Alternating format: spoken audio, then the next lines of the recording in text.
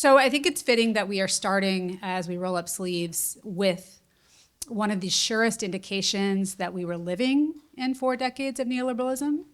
And now one of the surest indications that order is gone, and we are building something new. And that is, of course, industrial policy. What better sphere to study when you think about the way in which the state might dare to set ambitions beyond the normal workings of the market, and shape markets in service of those ambitions. There's hardly anything more post-neoliberal. We're still working on a better term than that. Open target for anybody who has ideas. So these are quite decisive times. I think I'd add to that the lesson that the US and UK in particular have learned from the whole period of globalization and outsourcing so much manufacturing to economies in East Asia, which is that you lose important engineering capabilities when you ship out the manufacturing. I used to be as globalist as all the rest of my profession until I read an article in 2014 by Gregory Tassi that made this point about the need to retain engineering capabilities locally really effectively. So I think the questions now are, will it succeed? Will it boost growth? Will it create jobs, these new industrial policies? And does it actually mark a break from neoliberal capitalism?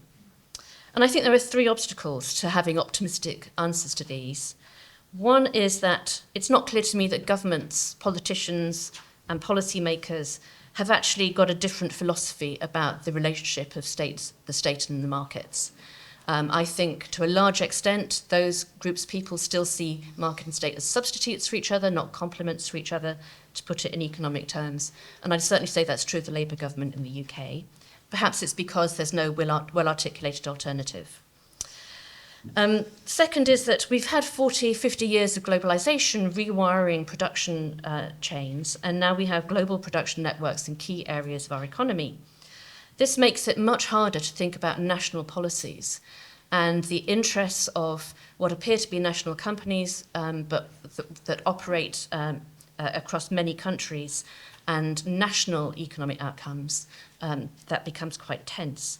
And in fact, we're seeing with the Trump administration a deliberate choice, it seems to me, to focus on national production, even at the cost of reducing growth potentially quite substantially, which will not be good for people's jobs and livelihoods.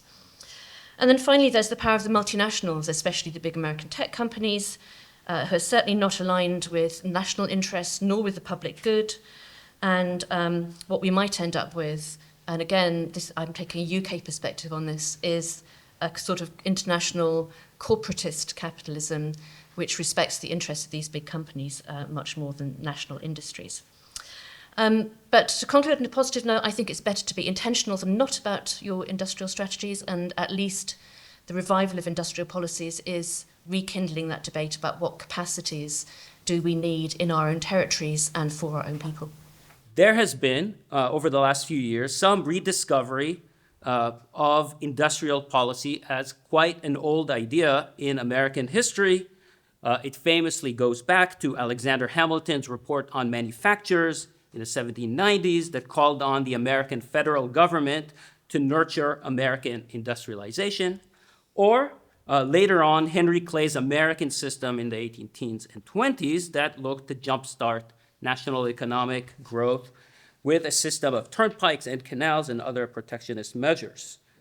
During the Biden years, policymakers and journalists, I was following that very closely, started to make references to this history, and they were correct. Industrial policy is indeed native to America, not a foreign import.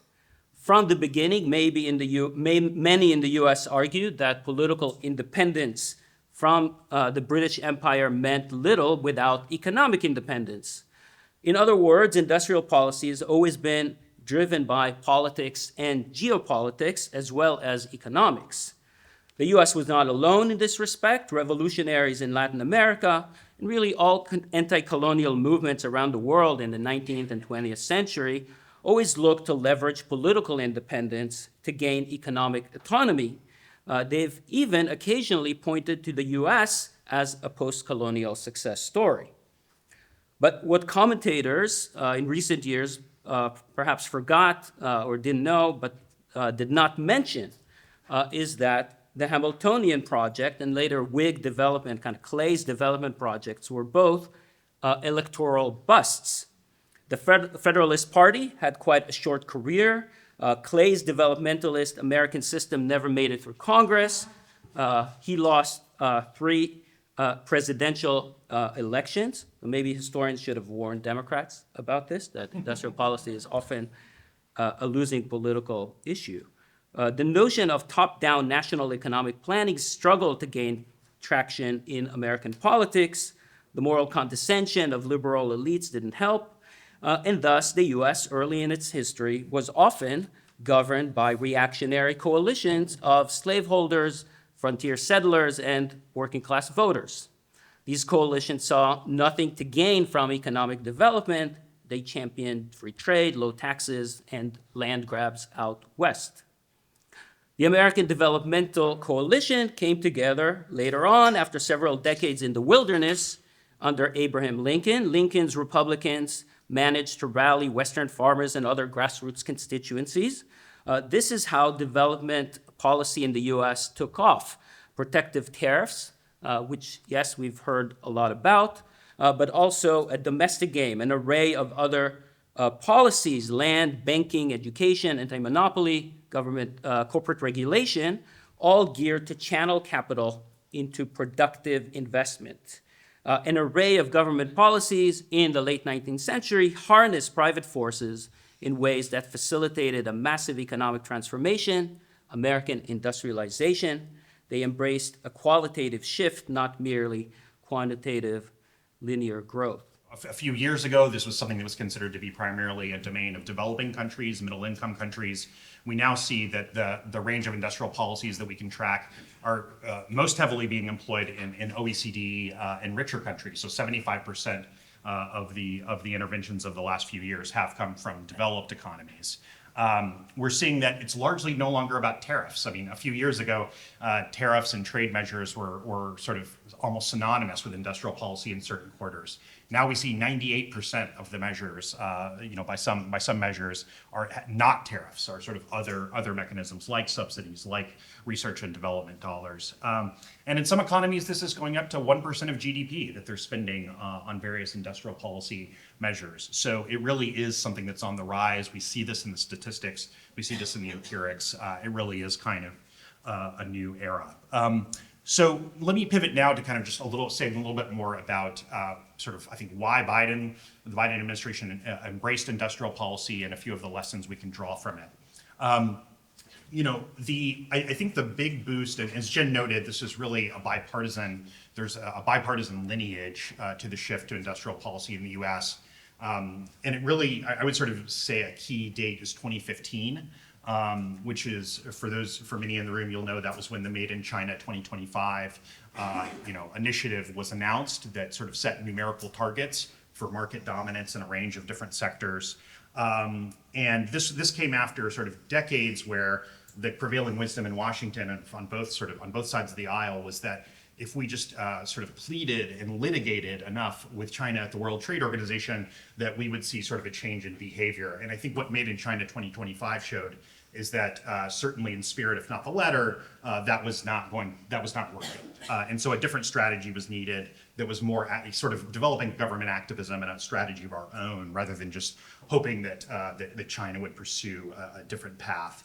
Also, that in that year, was when the European Union and Commission sort of commits to using the European Investment Bank and other sort of financial entities, both within member states and across member states, to push for reindustrialization here, on the continent and the UK. What is actually post-neoliberal about industrial policies? Because as Diane was saying at the beginning, we've had some kind of industrial policy that is basically trying to intervene in the supply side, expand the supply side in some way, change the supply side in some way. In short, I think there's sort of 3 different buckets in which this is different. I'm curious if people on the panel think or where they disagree. So one is really that some industrial policies look at new objectives So whereas in the past, a lot of them was just, well, we're going to support a sector. New industrial policies have higher level objectives. And I think that on the top end of that, you have Mazzucato-style missions, where you have societal goals. So it's not just let's promote a sector or even individual companies, but let's achieve certain societal goals that might involve more than one sector. And that then also involves having more specific targets that reflect those goals. And that, by the way, is also builds a new kind of politics around it, because politicians make a pledge to citizens around the societal goals rather than just talking in technical terms about sector productivity. Now, with these new goals, if you have a mission, for instance, Ed Miliband's decarbonizing the power grid by 2030, you have new objects of analysis. You don't just look at a slice of the economy at one sector, but you look at systems. And as an economist by training, you don't really learn about systems in economics, so this requires a whole new toolbox, both by policymakers but also by economists. New analyses of processes, new analyses of supply chains. Final bucket is you have new types of policies, which is that you don't just do one single surgically targeted economic intervention, but again, you need to think systemically about how does the supply side interact with the demand side, how do different sectors interact, and you basically need to push all levers at the same time. I think the Biden administration has called this an all-government approach to delivering policy. So you have to break down at the silos. So if all of these are in place, I would argue that is the most post-neoliberal type of industrial policy. And to the extent that they're not in place, we're still slightly more in the old paradigm.